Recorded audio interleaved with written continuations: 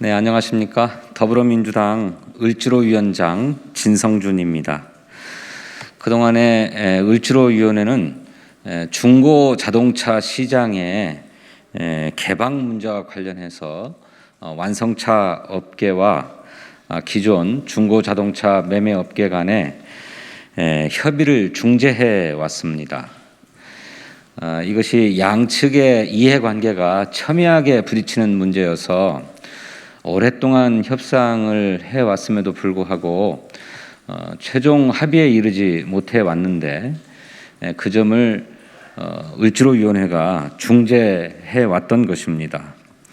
조금만 경과를 말씀드리면 지난 2019년 2월 달에 중고차 판매업이 중소기업 적합 업종으로 규정되었던 그간의 기간이 만료가 되었습니다. 그래서 이제 중소기업 적합 업종이 더 이상 아니게 되어서 대기업들도 중고자동차 판매업에 진출할 수 있는 환경이 되었는데, 이에 대해서 중고차 매매업계는 생계형 적합 업종으로 다시 지정해달라라고 하는 신청을 했습니다.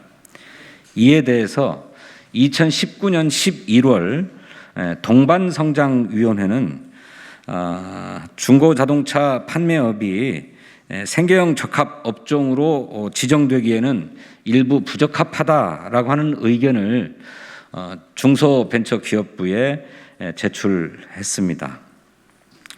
이에 따라서 현대자동차를 중심으로 완성차 업계가 중고자동차 시장에 진출할 것을 선언했고, 이에 대해서 기존 중고자동차 매매업계가 강하게 반대하고 반발하면서 양측 간의 의견 대립과 충돌이 지속되어 왔던 것입니다. 이에 중고자동차 매매업계 측에서 을지로위원회에 양측 간의 중재를 요청했고, 그 중재 요청을 저희 을지로위원회가 받아들여서 지난 2021년 6월 9일에 중고자동차 매매산업 발전협의회를 구성해서 그간의 협의를 계속해 왔습니다. 이 중고자동차 매매산업 발전협의회에는 완성차 업계에서 자동차 산업협회와 수입자동차협회가 참가를 했고, 중고자동차 매매업계에서는 한국자동차매매조합연합회와 전국자동차매매조합연합회, 양대 조직이 있는데 이 조직들이 모두 참여해서 협의를 해왔습니다. 그리고 이 발전협의회의 실무적인 협상을 위해서 저희 을지로위원회가 대림대학교 자동차학과 교수인 김필수 교수를 소통위원으로 지명해서 양측 간의 실무적인 협의를 지원하고 중재하도록 해왔습니다. 실무위원회를 6월 9일 이후로부터 지금까지 6차례 진행해 오면서 양측 간의 의견의 접점을 찾고자 했으나 간극이 너무 컸습니다.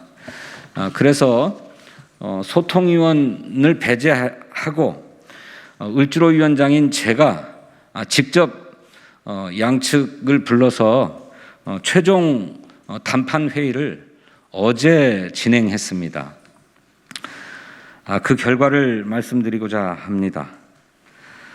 최종적으로는 양측의 입장 차가 커서 합의에 이르지 못했습니다.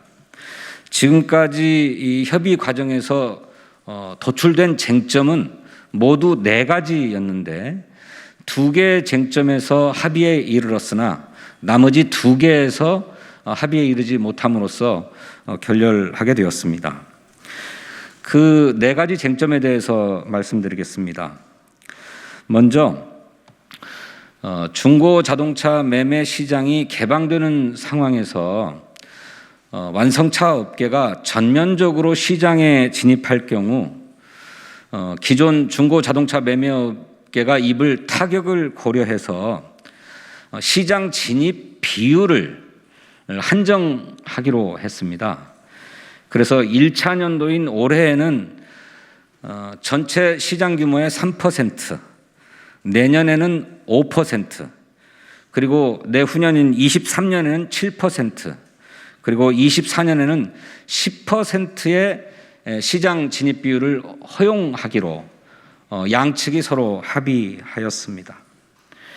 이렇게 시장 점유율, 진입 비율을 산정하는 기준을 무엇으로 할 건가 하는 것과 관련해서도 그간의 중고차 업계에서는 중고차 사업자 거래 대수인 110만 대를 기준으로 해야 된다 이렇게 주장하고, 완성차 업계에서는 전체 중고차 거래 대수, 당사자 거래를 포함한 전체 중고차 거래 대수인 약 260만 대를 기준으로 해야 된다라고 해서 양측의 입장 차가 컸으나, 이것도 사업자 거래 대수와 당사자 거래 대수를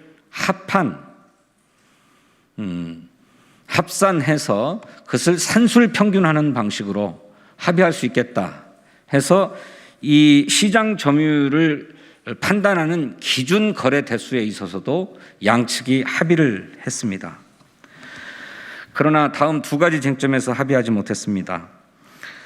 하나의 쟁점은 이렇게 중고 자동차를 판매하려면 우선 중고 자동차를 매집하는 과정이 필요한데, 이 매집에 있어서도 역시 3%에서 10%에 이르는 단계적 시장 점유율이 적용되도록 해야 된다라고 하는 원칙에는 공감했음에도 불구하고 완성차 업계에서는 신차를 구매하려는 소비자가 자신이 보유하고 있는 기존 자동차를 매입해 줄 것을 요구할 때에는 시장 점유율과 관계없이 매입해야 되겠다라고 하는 입장을 완성차 업계가 고수했습니다.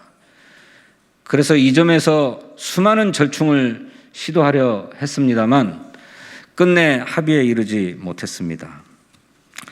두 번째 쟁점은 말씀드렸던 것처럼 완성차 업계의 시장 진입에 따라서 그만큼 기존 중고 자동차 매매 업계로서는 시장이 잠식당하고 그로 인한 영업 손실이 발생하기 때문에 이 부분에 대해서 보상하고 지원할 필요가 있다라고 강력하게 주장했고, 그 보상 방안으로 중고차 업계에서도 신차를 판매할 수 있도록 완성차 업계에서 대리점을 중고차 업계에 개설하도록 해달라라고 하는 요청을 했습니다만, 이 부분에 대해서도 완성차 업계에서는 불가하다는 입장을 견지했습니다.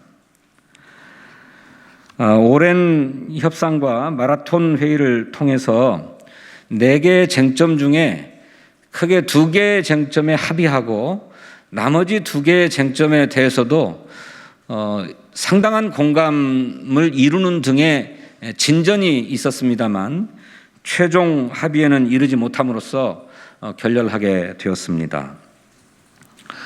이로써 중고 자동차 매매업의 시장 개방과 관련된 사안은 이제 중소벤처기업부 산하의 생계형 적합업종 지정심의위원회의 법적 절차를 따를 수밖에 없는 상황이 되었습니다. 협상 마지막에 중고 자동차 업계는 한 번 더 협상하고 절충할 기회를 달라고 요청했습니다만, 완성차 업계에서는 동어 반복이 지속될 것이므로 협상의 여지가 없다라고 하면서 결렬되었습니다. 이제 법률이 정하고 있는 절차에 따라서 과연 중고 자동차 매매업이 생계형 적합 업종으로 재지정받을 수 있느냐 없느냐가 판가름 되게 되었습니다. 그러나 어제 회의에서 을지로위원회의 문은 열려 있다고 말씀드렸습니다. 이제 법적 절차에 따라서 심의위원회가 결정할 것입니다만 최종 결정이 내려지기 전에 양측의 입장 변화가 있다면, 그래서 을지로위원회의 중재를 통한 추가 협상이 필요하다고 한다면 을지로위원회는 얼마든지 협상의 자리를 만들고 중재할 용의가 있다라고 하는 점을 표명하고, 마지막으로 법률 절차에 의한 결정이 나기 전에 양측의 최종적인 결단, 또 한 번의 상생과 동반 협력을 위한 양보와 결단을 촉구하면서 최종 협상을 끝마치게 되었습니다. 이에 따라서 저희 을지로위원회는 지금까지의 협상 경과와 을지로위원회의 입장을 담은 의견서를 작성해서 중소벤처기업부를 경유해서 아까 말씀드린 생계형 적합업종 지정심의위원회에 제출할 생각입니다. 을지로위원회의 의견서가 정리되면 여러 을지로위원회 회의를 통해서 공개 여부를 판단하고 그 결과에 따라서 조치하겠습니다. 이상입니다. 많은 노력을 기울였고 또 중고 자동차 업계의 양보, 또 완성차 업계의 결단 등을 통해서 상당한 진전이 있었던 것은 사실입니다만 최종적인 합의에 이르지 못해서 결렬 상황을 보고드리게 된 것을 매우 아쉽고 안타깝게 생각합니다. 이제라도 양측의 입장 변화와 결단이 있다면 대승적 차원에서 합의함으로써 중고차 매매 시장이 더욱 커지고, 그래서 소비자인 우리 국민의 편익과 권익은 더 신장되는 계기가 마련되기를 충심으로 고대합니다. 고맙습니다.